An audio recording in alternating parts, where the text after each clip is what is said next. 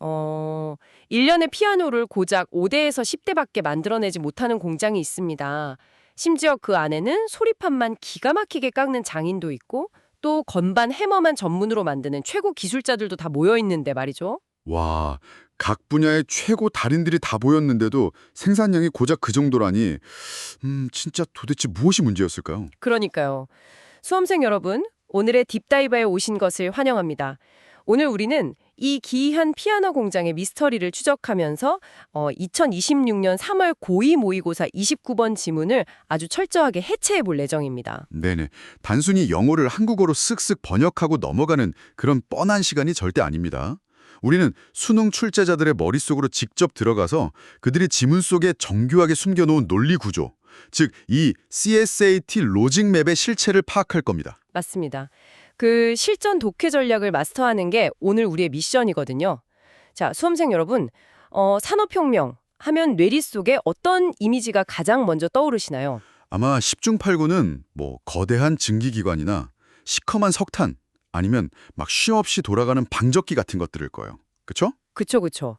그런데 출제자들은 수험생 여러분의 이런 자동 반사적인 사고 흐름을 너무나 잘 알고 있단 말이에요. 수능 영어 지문에서는 여러분이 흔히 아는 사실을 절대로 그대로 내지 않습니다. 아, 정확합니다. 그걸 우리가 흔히 통념, 그러니까 영어로 미스라고 부르잖아요. 자기가 아는 익숙한 배경 지식이 나오면 글을 끝까지 제대로 안 읽고 지레짐작해버리는 현상. 이걸 노리는 거죠. 맞아요. 이 지문의 첫 문장이 바로 그 약점을 아주 정확히 파고듭니다. 제가 한번 원문으로 읽어보겠습니다. The Industrial Revolution did more than just invent new materials or machines. 산업혁명은 단순히 새로운 물건이나 기계를 만들어내는 것 이상의 일을 했다. 바로 그 지점입니다. 여기서 우리가 주목해야 할 수능 논리의 첫 번째 핵심이 등장하죠. 사람들은 흔히 산업혁명하면 약간 materials, 그러니까 물질이나 machines, 기계의 발명이라고만 생각하잖아요. 네, 그게 일반적인 통념이죠. 그렇죠. 그런데 필자는 그 일반적인 생각을 먼저 쓱 던져놓고 did more than just, 단순히 무언가를 하는 것 이상이었다. 이 표현을 통해서 아주 부드럽게 그 통념을 밀어내는 겁니다. 오케이. 그럼 이 문장 구조를 좀 더 unpack, 그러니까 해체해보죠. A did more than just B라는 구조가 나왔을 때 필자의 무게중심은 결국 B에 있지 않잖아요? 당연하죠. B는 그저 도입을 위한 미끼일 뿐입니다. 진짜 하고 싶은 말, 그러니까 또 true main idea는 반드시 그 뒤에 따라오게 되어 있거든요. 아, 그러니까 수험생들이 시험장에서 이 첫 문장을 딱 읽었다면 머릿속에서 기계나 재료 이야기가 아니구나. 그럼 도대체 그 이상의 무언가가 뭐지? 이렇게 질문을 던져야겠네요. 맞아요. 바로 그겁니다. 만약 이 시그널을 놓치고 첫 문장의 machines라는 단어에만 딱 꽂히면 나중에 오답 선지에 등장하는 막 산업혁명 시기의 다양한 기계 발명, 이런 매력적인 오답에 그냥 속아 넘어가게 되는 거죠. 와, 출제자의 심리전이 진짜 벌써부터 팽팽하게 시작되는군요. 그럼 필자가 진짜 하고 싶었던 말, 그 진실을 담은 두 번째 문장을 바로 보겠습니다. It invented a new process for manufacturing, the modern factory. 네, 그것은 제조의 새로운 과정, 즉 현대적인 공장을 발명했다. 이 문장이죠. 네네. 단순한 기계가 아니라 process, 즉 공정이라는 단어를 썼어요. 저는 이 대목을 읽으면서 약간 스티브 잡스가 떠올랐거든요. 오, 스티브 잡스요? 어떤 면에서요? 그 잡스가 첫 아이폰 발표할 때 막 이건 단순한 전화기가 아닙니다. 새로운 라이프 스타일입니다라고 말하는 화법 같지 않나요? 단순히 성능 좋은 부품 하나를 개발한 게 아니라 물건이 기획되고 만들어지는 그 전체적인 시스템 자체를 발명했다는 거잖아요. 와, 진짜 찰떡 같은 비유네요. 여기서 진짜 흥미로운 포인트가 뭐냐면요. 슬라이드 자료에 나온 CSAT 로직 맵을 보면 이 흐름이 엄청 명확하게 시각화되어 있거든요.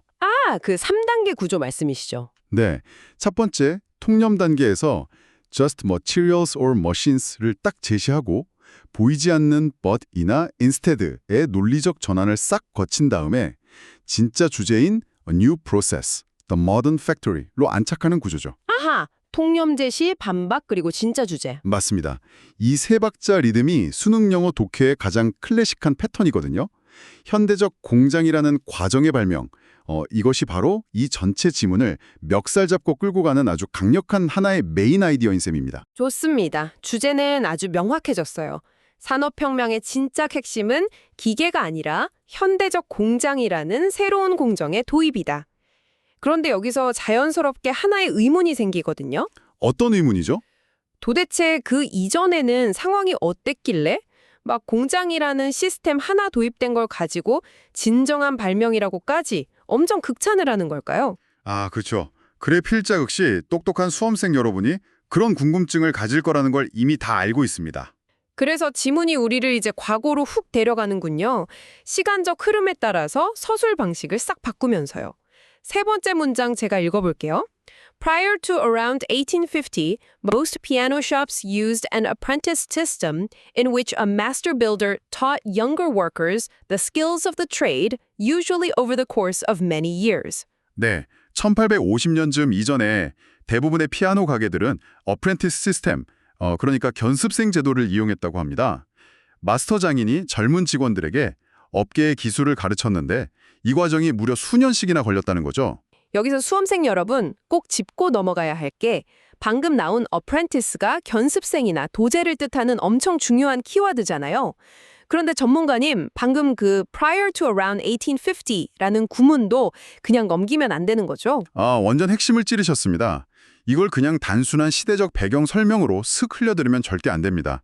수능 논리 독해에서 과거의 특정 시점을 명시한다는 건 아주 강력한 논리적 장치거든요. 그런 빌드업 같은 건가요? 맞아요. 바로 그겁니다.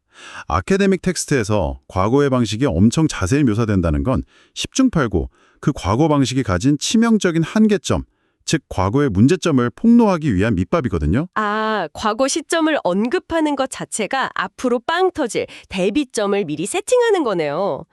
장인 한 명이 막 수년에 걸쳐서 1대1로 기술을 전수하는 도제식 시스템? 얼핏 들으면 엄청 낭만적이고 장인 정신이 투철해 보이잖아요. 저 되게 멋있어 보이죠. 하지만 지문은 곧바로 이 시스템의 치명적인 맹점을 푹 찌릅니다. 네, 바로 그 대목에서 제가 아까 오프닝에서 던졌던 그 미스터리한 문장이 등장합니다. 수험생 여러분, 잘 들어보세요. The larger piano shops did have specialists. For example, one person who specialized in soundboards, another who made hammers, and so on. 규모가 큰 피아노 가게들에는 소리판 전문가, 해머 전문가처럼 이미 각 부품별 전문가들이 존재했다고 하죠. 네, 그런데 그 다음 문장이 진짜 충격적입니다. But even the largest piano makers of that time produced no more than 5 to 10 pianos per year per worker, as pianos were still made essentially one at a time. 아무리 큰 제조사라도 직원 한 사람당 1년에 5대에서 10대의 피아노밖에 생산하지 못했다. 왜냐하면 피아노는 여전히 기본적으로 한 번에 한 대씩 만들어졌기 때문이다. 수험생 여러분, 잠깐만요. 슬라이드 자료를 보면 그 큰 피아노 가게들에도 소리판이나 해머를 만드는 전문가들이 이미 있었다고 하잖아요. 아니, 전문가가 막 파트별로 다 있는데 왜 한 사람당 1년에 5대에서 10대밖에 못 만들었죠? 이상하죠. 저는 사실 이거 읽으면서 약간 오마카세 식당이랑 회전초밥집의 차이가 생각났어요. 오마카세와 회전초밥이요? 그거 되게 재밌는 접근인데요. 조금 더 자세히 설명해 주시겠어요? 그러니까 과거의 피아노 공방은 약간 최고급 하이엔드 오마카세 식당 같은 거예요. 주방 뒤에 생선 써는 칼잡이 장인도 있고 밥 짓는 명인도 다 따로 있어요. 네네, 다 각자 전문가가 있죠. 그런데 이 사람들이 각자 재료를 아무리 산더미처럼 빨리 준비해놔도 결국 메인 셰프 한 명이 손님 앞에서 밥을 쥐고 생선을 올려서 한 번에 한 점씩, 그러니까 지문에 나온 essentially one at a time으로 내놓아야만 요리가 완성되는 시스템인 거잖아요. 아, 기가 막힙니다. 아무리 재료가 많아도 메인 셰프 손을 거치지 않으면 완성이 안 되니까 하루에 딱 소수의 손님만 받을 수 있는 거네요. 맞아요. 바로 그거죠. 이 큰 그림을 산업 구조에 연결해 보면요. 경영학에서는 이런 걸 병목 현상, 영어로 bottleneck funnel이라고 부르거든요. 와인병 목이 좁아서 내용물이 한 번에 확 쏟아지지 못하잖아요. 과거 피아노 공방이 딱 이랬던 겁니다. 아, 개별 부품을 만드는 기술자들의 숙련도는 엄청 높았을지 몰라도 그걸 하나로 합치는 공정이 꽉 막혀 있었군요. 그렇죠.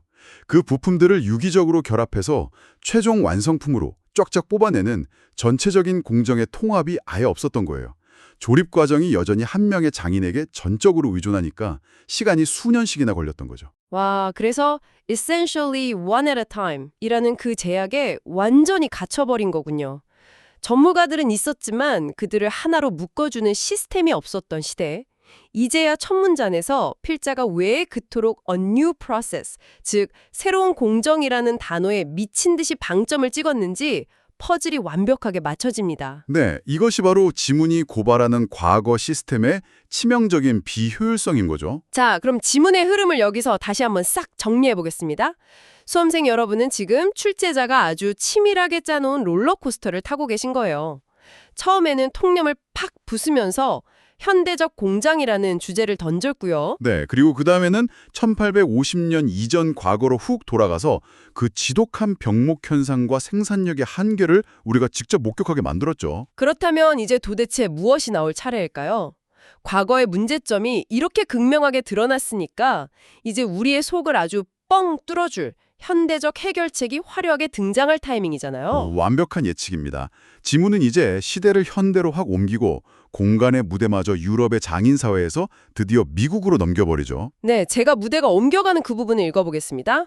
The development of a true piano factory occurring first in the United States, led by Jonas Chickering in Boston, and later the Steinway family in New York City. 진정한 피아노 공장의 발전은 미국의 보스턴과 뉴욕에서 일어났다고 딱 선언하는 장면이네요. 맞습니다. 그래서 전문가님, 수능 독해 관점에서 볼 때 말이죠. 이렇게 지문에서 시대가 변하고 장소가 유럽에서 미국으로 확 넘어가면서 막 결과가 나오는 부분. 이게 학생들에게 어떤 시그널이 되어야 할까요? 여기서 수험생들은 진짜 독해의 기여를 한 단계 팍 올려야 합니다.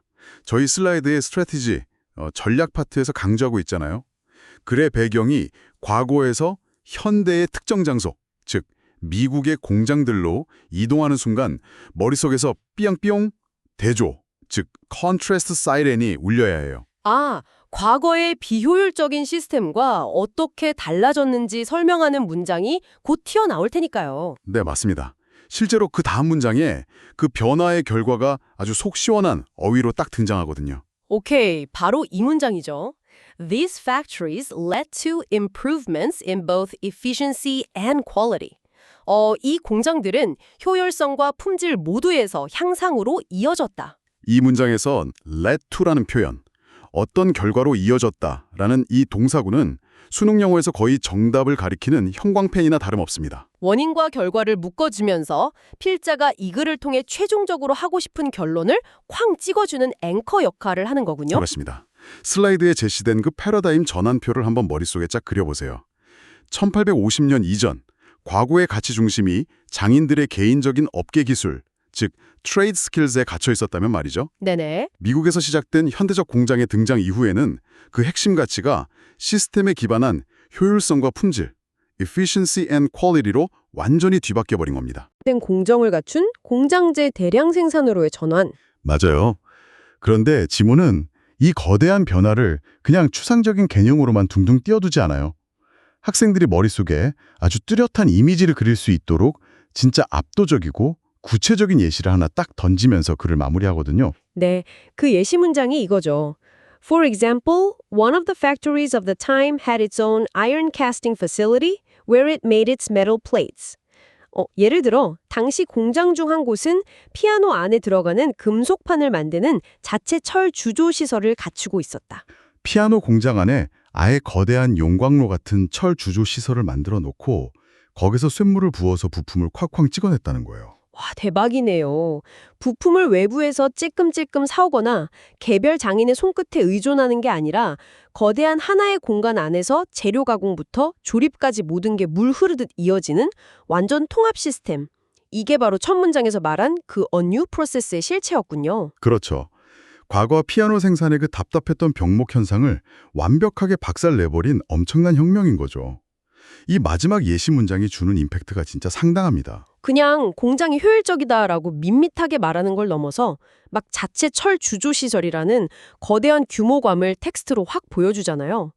과거 도제식 공방의 아기자기한 느낌이랑 완벽하게 시각적 대비가 되네요. 맞습니다. 평가원이 이런 지문을 선택하는 이유는 아주 명확해요. 수험생들이 추상적인 주제문을 첫 문장에서 읽고 과거의 문제점을 파악한 뒤에 그것이 현실에서 구체적으로 어떻게 해결되었는지를 끝까지 쫙 연결할 수 있는 통합적 사고력을 묻고 싶은 거거든요. 진짜 감탄이 나옵니다. 자, 수험생 여러분, 오늘 우리는 2026년 3월 고2 모의고사 29번이라는 이 하나의 지문을 통해서 수능 영어가 요구하는 본질적인 논리 구조를 아주 탈탈 털어 해부해 보았습니다. 지문을 다 읽고 나니까 어떠신가요? 단순히 피아노 제조의 역사를 다룬 뻔한 글이 아니었죠. 맞아요. 산업혁명을 그저 기계의 발명으로 치부하는 얄팍한 통념을 먼저 비판하고 1850년 이전 도제식 시스템의 병목 현상이라는 과거의 한계를 아주 예리하게 짚어냈잖아요. 네, 그리고 결국 자체 시설을 통한 효율성과 품질의 극대화라는 현대적 공장의 혁명적 의의를 논증해낸 진짜 치밀한 아카데믹 라이팅이었습니다. 수험생 여러분이 오늘 이 딥다이브에서 꼭 하나만 챙겨가야 한다면 전문가님 역시 그 구조를 보는 눈이겠죠? 네, 무조건입니다. 앞으로 여러분이 다른 모의고사를 풀 때 그게 뭐 생물학 지문이든 심리학 지문이든 상관없어요. 지문 초반부에 사람들이 흔히 생각하는 일반론이 쓱 나오거나 prior to 같이 과거 어느 시점 이전을 말하는 시간적 배경이 등장한다면 절대 글의 표면적인 해석에 매몰되지 마십시오. 아, 필자가 지금 자기가 비판할 통념을 싹 세팅하고 있구나. 과거의 문제점을 곧 신랄하게 지적하겠구나. 이렇게 한 발 앞서서 예상하며 글을 읽어야 한다는 거죠. 맞습니다. 그것이 바로 1등급을 가르는 진짜 독해, 실전 전략입니다. 독해 지문에도 꼭꼭 적용해 보시길 바랍니다. 단어 몇 개 모른다고 당황하지 마시고요. 글의 뼈대를 잡고 정답을 향해 직진하는 여러분 자신을 발견하게 될 겁니다. You've got this. 네, 오늘 분석한 이 논리 전개 패턴을 온전히 여러분만의 강력한 무기로 만드시길 저도 팍팍 응원하겠습니다. 자, 오늘의 딥다이브를 마치기 전에 여러분의 지적 호기심을 조금 더 자극할 만한 질문을 하나 남겨두고 싶습니다. 오, 어떤 질문이죠? 오늘 지문의 논리에 따르면 피아노 생산에 거대한 현대적 공상 프로세스가 도입되면서 그 비효율적인 도제식 시스템이 타파되고 압도적인 효율성과 품질의 시대가 열렸잖아요. 이건 명백한 발전이고 혁명이었죠. 그렇죠. 수치로 증명되는 거대한 진보였으니까요. 하지만 책상 앞을 떠나기 전에 우리 딱 한 번만 방향을 틀어서 생각해 볼까요? 1850년대 이전, 비록 1년에 5대밖에 만들지 못했지만 마스터 장인이 막 수년에 걸쳐서 자신의 혼과 땀을 고스란히 갈아 넣어 깎고 조립했던 그 피아노 있잖아요. 아, 그 장인의 숨결이 깃든 피아노요. 네, 연주자의 미세한 취향에 맞춰 세상에 단 하나뿐인 소리를 내던 그 예술적 가치와 고유한 감성. 도대체 어떻게 되었을까요? 확실히 공장의 대량 생산이 그 부분까지 완벽하게 대체할 수는 없었겠죠. 그러니까요. 우리는 현대 시스템과 거대한 컨베이어 벨트를 통해서 모든 사람이 훌륭한 품질의 피아노를 저렴하게 가질 수 있는 효율성을 얻어냈습니다. 하지만 그 획일적인 효율성의 재단 위에 기계로는 절대 복제할 수 없는 인간의 장인정신이라는 본질적 가치를 영영 희생시켜버린 것은 아닐까요? 와, 정말 묵직한 질문이네요. 효율성과 대체 불가능한 예술성의 충돌이라. 네, 산업혁명이 우리에게 가져다준 그 눈부신 성취 이면에 효율성이라는 이름으로 우리가 잃어버리고 있는 것들은 과연 무엇인지, 오늘 분석한 텍스트 너머에 이 도발적인 질문을 수험생 여러분의 생각 노트에 조용히 남겨두며 오늘의 딥다이브를 마무리하겠습니다. 끝이 보이지 않는 공부의 여정 속에서도 이렇게 늘 질문하고 사고하는 힘을 잃지 마시길 바랍니다. 수험생 여러분, 오늘도 진짜 수고 많으셨습니다. 우리는 다음 딥다이브에서 더욱 흥미롭고 날카로운 통찰로 찾아오겠습니다.